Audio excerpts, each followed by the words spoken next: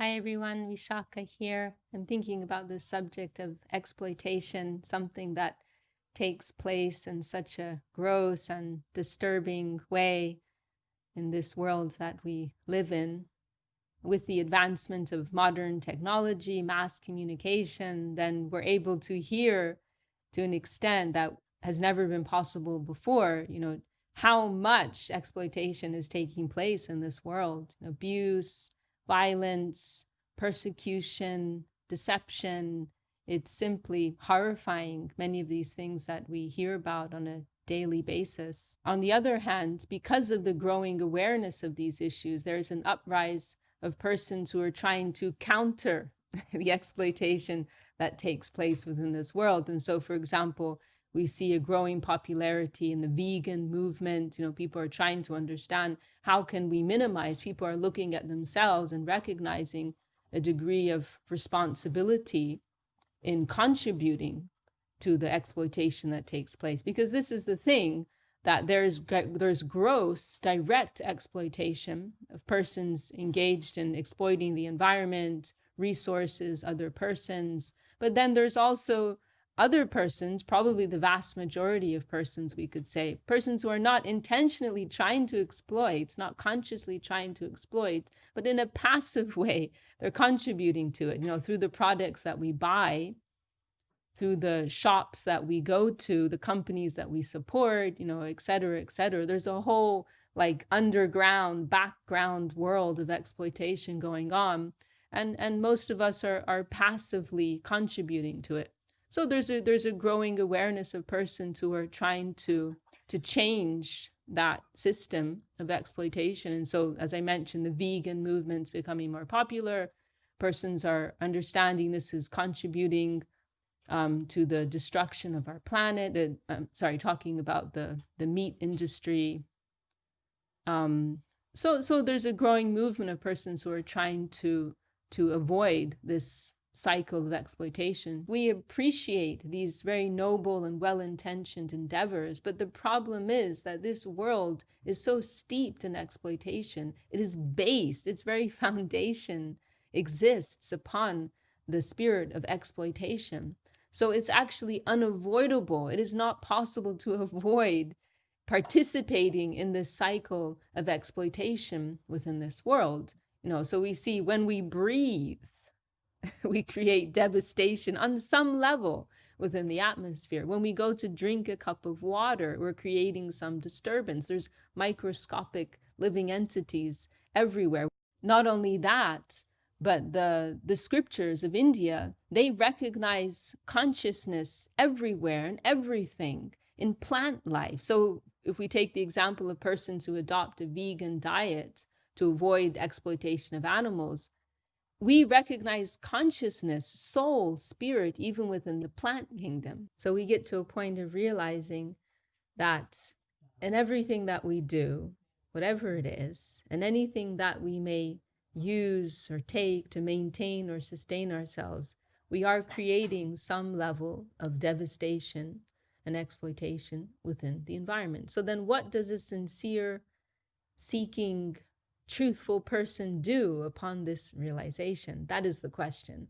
That I am an entity living in this world who, with every breath I'm making, every step I'm taking, everything I put into my mouth, I'm creating some degree of exploitation within this environment, either directly or indirectly. Then where do we go from that?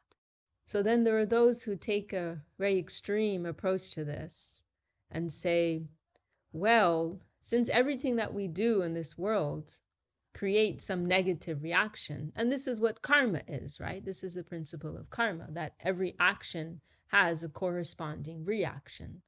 So then there are those such as the Buddhists, the Jains, the Shankarites or Mayavadis. They take a very extreme approach to this, and they say, well, we just have to avoid all action. We have to get to a point of being completely free from the activity, the dynamics, the cycles, the emotion, the activity of this worldly plane. So in a general sense, we can classify two approaches to this world that we've just discussed. There's the mode, the dynamic of exploitation, which we can also describe as a type of imposition upon the environment. No? We are projecting, we are imposing something that's come from our own center upon the environment. And that necessarily is inviting a negative reaction, because what is harmonious for us, what is pleasing to us, that's not necessarily in sync. That's not necessarily harmonious to the centers of others, to the individual existences of others. So there's necessarily some clash. So there's that mode, like individualistic way of living, which necessarily means a degree of exploitation within the environment. There's that mode of living. And then there's this other category of persons who are completely trying to withdraw from that whole plane.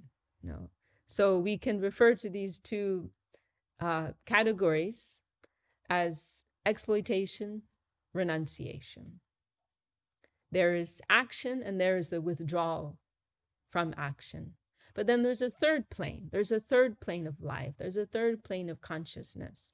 And that is the plane of dedication. And this is the beautiful harmony. This is the harmonizing factor to all of these issues that we've just discussed. This is the plane of dedication, the Vaishnava school. The Vaishnava school represents the plane of dedication, where nothing is to be exploited, nothing is to be taken for one's individual interest, neither is anything to be rejected. These are actually two sides of the same coin, because they're both based on individual thinking. They're both based on selfishness, fundamentally. So the school of dedication says, actually, everything is perfect if we see everything in its proper place, and if we conceive of ourselves not as being the center, but as being one unit within a greater whole. We are one small part within an organic whole. And when I say organic, I'm not talking about the vegetables that you buy when you go to your local farmer's market. When I say organic, I mean in the original sense of an organism comprised of so many different parts. If we look at how the body works, look at how the human body, any body works, it's composed of so many different elements, so many organs and cells that are harmoniously working together for the good of the whole. There's the liver, there's the heart, there's the spleen, the pancreas, the stomach, the intestines, the colon, etc., etc. They all have their part to play, and they're all working not for themselves, but for the good of the whole body. If one of those cells or organs decides to try to exploit more resources for its own benefits, or to simply go on strike, to withdraw from the whole system and not do anything, if either of these two scenarios takes place, then there's going to be problems, then disease will be the result. If we look at how ecosystems work, if we look at natural systems within the worlds, then we see there's this beautiful harmony that takes place without the intervention of humankind, which is working on the basis that everyone is harmoniously working together for the good of the whole. So these natural systems that we see in the natural environment around us, they give us some clue. They give us some clues as to what is our true nature. How can real harmony be attained? What is the nature of the supreme reality? There's a beautiful verse given in Srimad Bhagavatam, Yata taror mulani shechanena tripyanti tatskanda bhajopashakaha pranopaharak cha yatenjianam tataiva savarhanam achute ja. That if you want to nourish a tree, then you don't put water into the leaves, into the flowers, into the branches, but you put water into the root, at the root of the tree. And from the root, that nourishment, that water will be spread throughout the whole tree. Similarly, if you're weak, if you're hungry, then you will feed yourself through the stomach, through your mouth to the stomach. And from the stomach, the digestion process will begin, and the nutrients will be spread throughout the body and benefit the whole body. So this is the idea in the Vaishnava school, the plane of dedication, that yes, we are small individual centers, but there is a higher center. There is a supreme center, and that is represented by our loving Lord, whom we call Sri Krishna, the all-attractive one. And by devoting our energy to that center, then automatically a wonderful harmony is created. So many individual units working together for a common cause, for a superior cause. And in that way, their beloved Lord will be pleased. They themselves, every individual will be supremely satisfied by that. And the whole environment will be harmonious and beautiful.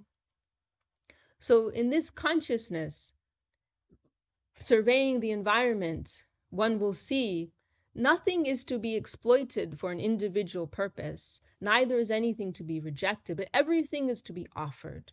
Everything is to be offered to a higher center. Everything is to be dedicated. Everything is to be seen in connection with a higher purpose, a higher cause. That it is not for me to take for my own interest or to give for the interest of satisfaction of X, Y, and Z. Neither is anything to be rejected is undesirable. But everything has its place, everything has its purpose, everything has some meaning and significance in connection with the Supreme Center.